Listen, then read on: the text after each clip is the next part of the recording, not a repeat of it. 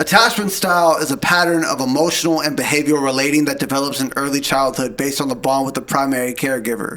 These styles influence how people form and maintain relationships throughout their lives and are typically defined as secure, anxious, avoidant, or disorganized. Today's episode of Healing with August Wild, I am going to find out my attachment style in real time. And if you have ever chased the wrong person or pushed away the right person or never fully felt safe in love, this attachment style, this episode might explain everything.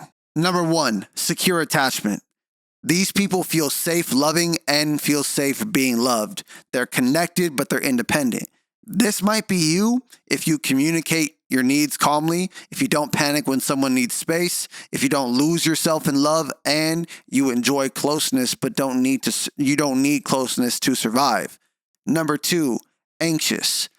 These people fear losing people. They seek reassurance and they worry about being enough. This might be you if you overthink texts and tones, if you put others first even when it hurts, if you feel like silence is rejection, or if you give more hoping that somebody will stay. Number 3, avoidant. These people fear relying on others. So this is the fear of relying on others. They pull back when things get too close or when they get too close to somebody. This might be you if you keep emotional doors half closed, if you leave before they can leave, if you say, I'm just not ready a lot, or if love feels safest when you're in control. Number 4, disorganized. These people want love but don't trust love. And this might be you if you chase connection but panic when you get it. Your relationships feel tense and unpredictable. You're hot and cold without meaning to it. And you love deeply but don't feel safe doing so. What's important is that none of these attachment styles, I hope you're listening, none of these attachment styles identify you. They are not your identity. They're defense systems that we have built throughout our lives from how we learned how to feel safe growing up. So I'm going to use AI in this episode of Healing with August Wild to determine what my attachment style is. Let's go ahead and get into it. Question 1. Growing up, did love feel steady and safe, or did it feel like you had to earn attention, perform, or stay alert to keep peace? For me, it felt like I had to shrink myself in order to maintain love or maintain peace in whatever room I was in. And what I mean by that is, like, let's say I'm playing with my cousin. And of course, when I'm younger, I'm playing with my cousin and someone comes up to me and like gives me a gift out of nowhere. I didn't ask for the gift. I don't know why I was getting it, what I did to deserve it. And I did not decide that that was the moment that I should get a gift. What I would see in those moments is a shift in energy from my cousin that I was playing with, and they would start acting differently and they didn't want to play anymore. And to me, even though I was excited about the gift, I would just kind of like either throw it to the side or act like I didn't want it so I can continue to have the same kind of relationship with my cousin. It sounds like you learned early that being chosen came with a cost. For some kids, love means blister and they'll stay. For you, it sounds like it was clarified, then shine too bright and you'll lose belonging. Question 2. When someone starts getting close to you today, emotionally, romantically, or even in friendship, what's the first instinct you feel? Do you naturally, A, lean in and connect? Okay. B, pull back a little to protect yourself? C, wait and mirror their level first? Lean in and connect. B, pull back a little to protect yourself. C, wait and mirror their level first. I would say when they start getting close, I lean in and connect. So the answer to that would be A, lean in and connect. But I don't really let a lot of people close to me to begin with, like, to just be honest with you. So I don't know if that means the answer should be B in that case, but I will say that once I feel that closeness, I lean all the way into it and I might be a little too open. At the same time, I might get a little too excited and start to mirror that level of effort. I know I'm confusing, but let's go with A. What I'm hearing is this. You're selective, but once someone earns that space, you show up fully, sometimes too fully, Right. because you value reciprocity and presence. That can feel empowering, and it can also feel risky because your heart doesn't do halfway. That's You don't correct. fear love. You fear giving the wrong person the version of you that loves deeply. That's accurate. Follow-up question 3. When someone pulls back, even a little, what happens inside you first? Which Pause. feels most true? A. I need to fix this. What did I do? B. Mhm. Okay, cool. Guess I'll match that energy. C. Take your time. I trust you'll come back. Oof. Okay. Between those three answers, A, I need to fix this. B, I'll match the same energy. Or C, take your time. I trust you. I grew up more like A, but as an adult, I'm definitely more like B. To me, it's like, okay, whatever you're on, that's the energy I'm on. That's the time I'm on. And I don't know if that's like confrontational of me, but I could tell you that it's not a good feeling to match other people's energy. It is not a good feeling to match other people's energy because in my experience, most people have very negative and dark energy, and I hate matching that. Child you feared losing love, so you chased stability. Adult you fears wasting love, so you match distance with distance. That's someone who's been burned by giving too much. Right. Follow-up question 4. When you think about being truly emotionally seen, not admired, not respected, but seen, does that make you feel A. Safe, like finally, B. Exposed, like this could hurt, C. Both, excited and scared at the same time? Okay. So A, safe, B, exposed, C, both. I would say it's probably A, like relieved. I would say relieved, to be honest. And I don't know why, but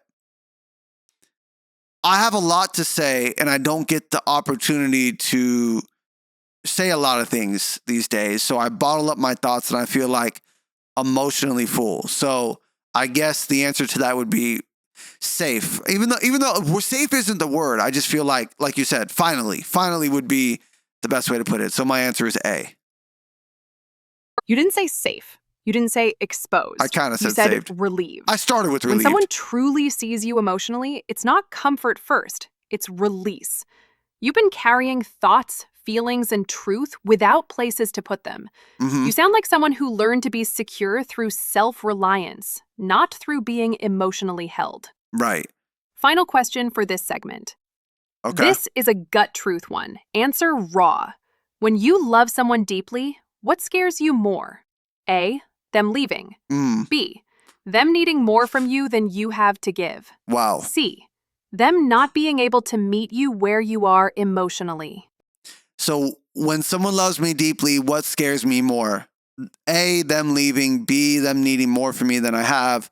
Or C, them not being able to meet me where I'm at emotionally. So what scares me? When I think about fear, I think about things that not only can I not control, but I don't have influence over either. So to me, there's only one answer here that I can't influence and I can't control. I mean, like theoretically, I can't control any of these, but influence and control, it's B. The answer is B. I don't fear people leaving. People leave. That's fine. I miss people a lot. I'm not gonna lie to you, but I don't fear people leaving. I don't fear anyone not being able to meet me where I'm at emotionally because, to be honest with you, a lot of people can't meet me where I'm at emotionally, and that's not their fault that I'm as sensitive or emotionally intelligent as I am. So that would only leave me with option B. And I run into this more than I run into anything else. I could give like 100% of my effort, of myself, of my body, mind, and soul, and someone's asking for 105%, and that's like, I literally don't have 105. I can't. I could give you $100,000 that I make, and you say, well, I need $110,000. I don't have that. I can go and get it, but you want it right now. So the reason it's a fear for me is because I fear the person I'm going to be in order to make it happen, because I don't do this. I don't love just anybody. So as your question states, it's about love, like deep love. So what I'm afraid of, again, is what I'm going to do to keep deep love simply because someone wants more than I have to give. They're not happy with what I already have. You fear the moment where love turns into sacrifice beyond your capacity. Right. Not because you don't want to give, but because you will, even when it costs you. Exactly. Where this puts your attachment style. Your pattern isn't anxious. It isn't avoidant. It's something like earn secure with protective boundaries and a trauma-trained radar for emotional overload. What? What does that mean? One more emotional bridge question because it closes this chapter perfectly. What does that mean? When someone truly loves you and they're good for you, does it feel like peace? Or does it still take time for your nervous system to trust it's real? First of all, I'm going to take that you said secure is my attachment style. Okay. So to answer your question, love, like right now, it feels like peace, and it's because I'm married now. I will say that in the beginning of my relationship with my wife, of course, when we were just dating, I kept like waiting for the catch. I tell her this all the time. I kept waiting for her to be like, there was something crazy about her, like she was controlling or toxic or an alcoholic or a drug addict or just something. I was waiting for something to be wrong. I was waiting for a terrible attitude. I was waiting for, again, some kind of catch to her. And the only catch is that I need to consider her and take care of myself. Those are things that I should just be doing anyway, right? So that's another way of saying there was no catch.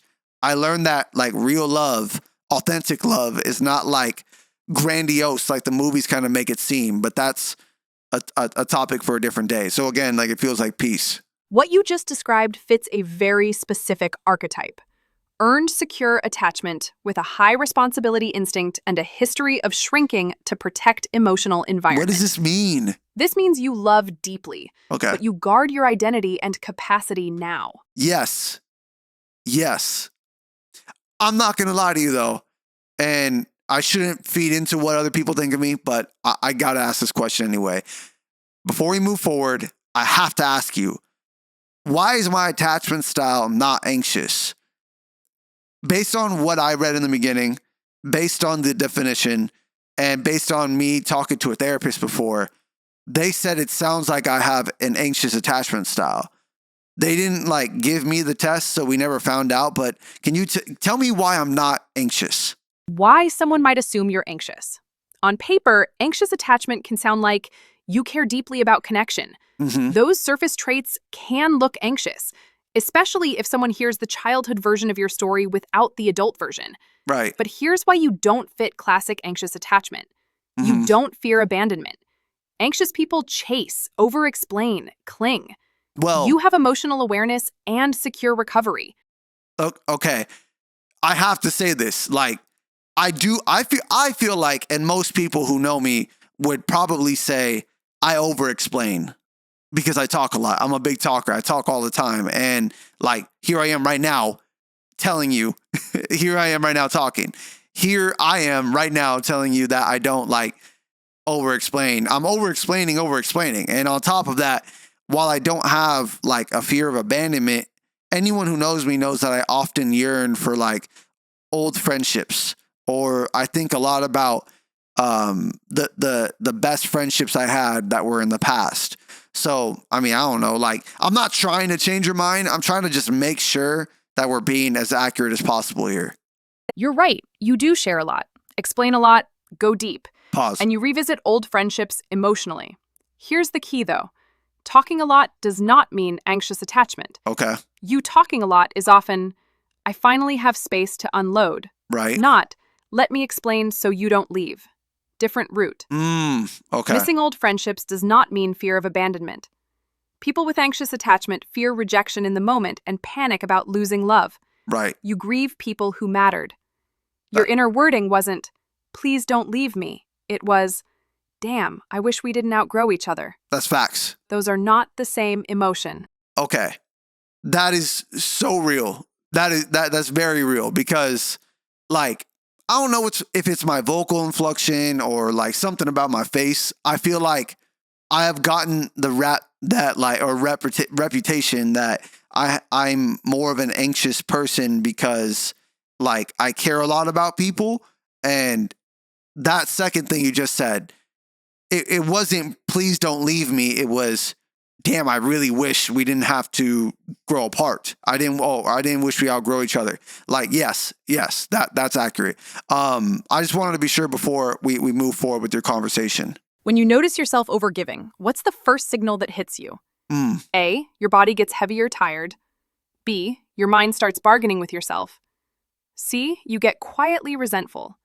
D, you emotionally detach to protect yourself. 4 options this time, huh? Before I give you an answer, can you explain to me what you mean by overgiving? Overgiving is when you give more effort than the situation deserves. Overgiving is when you say yes while your soul is saying, I'm tired.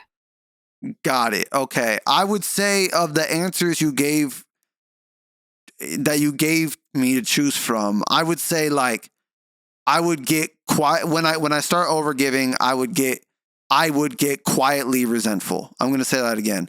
Of the answers you gave me to choose from, I would say that I get quietly resentful because I don't want to believe that someone is doing this to me maliciously. I don't want to believe that you're asking so much of me because you don't want to like ask anybody else, including yourself. And the example I can give is like, you see me relaxing and think, what can I do to this guy right now? Because I see him relaxing and I'm not relaxed and I want him to feel what I feel. I don't want it to be that. So I start to get like quietly resentful where it's like, okay, like even though I was relaxing, I'm going to go ahead and give you, overgive, I guess is how you put it. Now we move into your evolution moment, the secure attachment skill you're building. When that quiet resentment starts rising, what do you typically do next? Do you A, communicate your limit, B, withdraw and go silent, C, keep helping but swallow the feeling, Pause. D, Why did I do create that? emotional distance even if you still show up physically? One day I'm going to grow up. I can't help it. I can't help myself. Okay. So what do? Do I communicate my limit? B, withdraw and go silent. C, keep helping, but swallow the feeling. Or D, create emotional distance. The answer is going to depend on who we're talking about. And when I say it depends on who we're talking about, I mean that like I could count on one hand the amount of people that I would do one thing for and everybody else I would do another thing for. So to the people that I can count on one hand, I'm going to communicate my limit because to me, if I feel like I can talk to you, I feel like things are safe. And when I say safe, I mean like this conversation is going to go somewhere and something's going to happen from it. We're going to hear each other out. We might not agree, but we're going to compromise to some extent.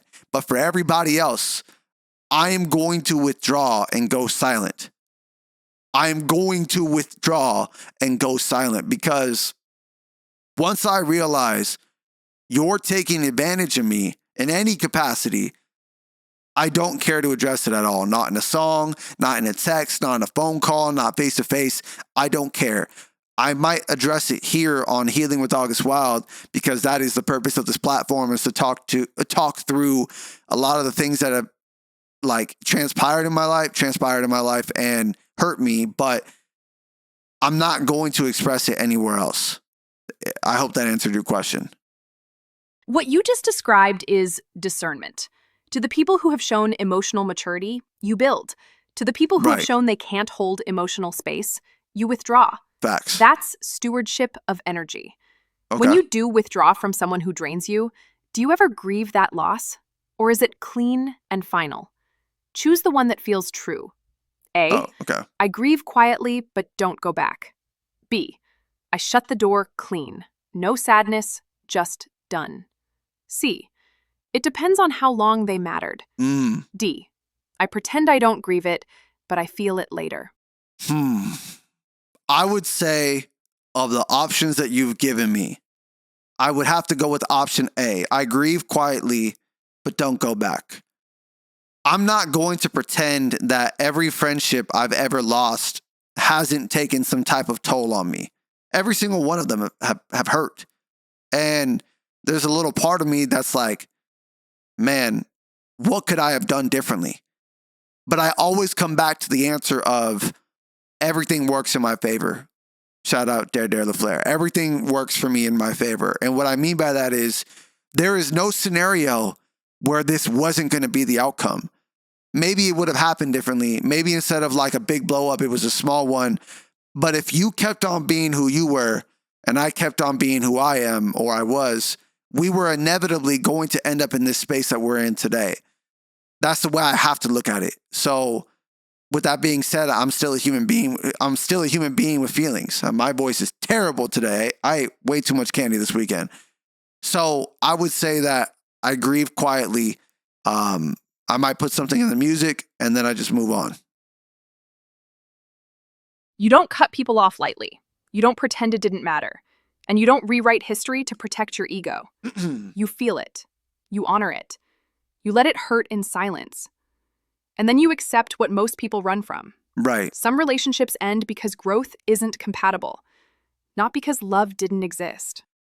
That's 100% true. And I want to say to anybody out there who's listening, if you're like me, someone who like feels deeply, loves hard, and lets go quietly, how do you protect your peace without building walls around your heart? Strong people build standards and capacity. Here are some principles that I learned in my therapy sessions that I want to share with you. The first principle that I learned, peace is not a luxury. The second principle that I learned, loyalty doesn't mean exposure. The third principle that I learned, communicate before you resent. The fourth principle that I learned, grief is not weakness. So let's go through them again. Number one, peace is not a luxury. Number two, loyalty does not mean exposure. Number three, communicate before you resent. And number four, grief is not weakness. What I learned about myself today is that I don't give myself enough credit, and I often hold myself to the labels that other people put on me, right? It's not necessarily about the labels that people who don't like me put on me. It's about people I trust. If somebody I trust says or were to say, I think you're unorganized, I start to look at myself around the world, around myself like I'm unorganized. But then when I speak to somebody else, I speak in a very organized fashion. So in this, so like this is another example of someone told me my attachment style was anxious, and I ended up being another attachment style, which is secure. And the more that it's explained to me, the more I say, okay, I am who I think I am, not who anybody else thinks I am. And that's important to me. So this week's challenge, think about one label somebody put on you, a friend, a partner, a parent, a teacher, and I want you to challenge it. I want you to ask yourself, does this fit me, or did I just trust the wrong narrator? And then move one step closer to the version of you that you know that you are. And finally, I want to move into the frequently asked questions segment of this episode. The first question is, can your attachment style change? The answer is yes. I mean, I am an example of that.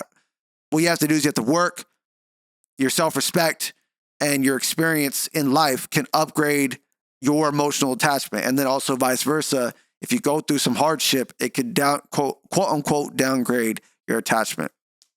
Question number two, what if I'm anxious or avoidant? Am I broken? And no, you are not broken. Your body is protecting something. Your heart is protecting something. The style is not the problem. What the problem is fear. And fear can be unlearned through experience and exposure. Question number three.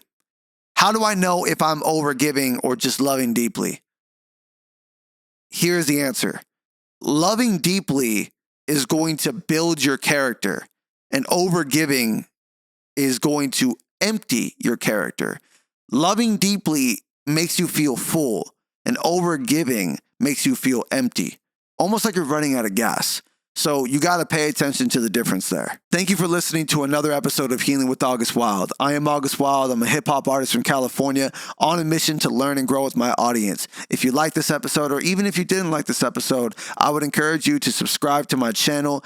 Go ahead and comment something. Let me know what you thought. Hey August, why is your voice cracking? I don't know, man. I'm just built that way, I guess. Thank you very much for listening. I'll catch you in 2 weeks.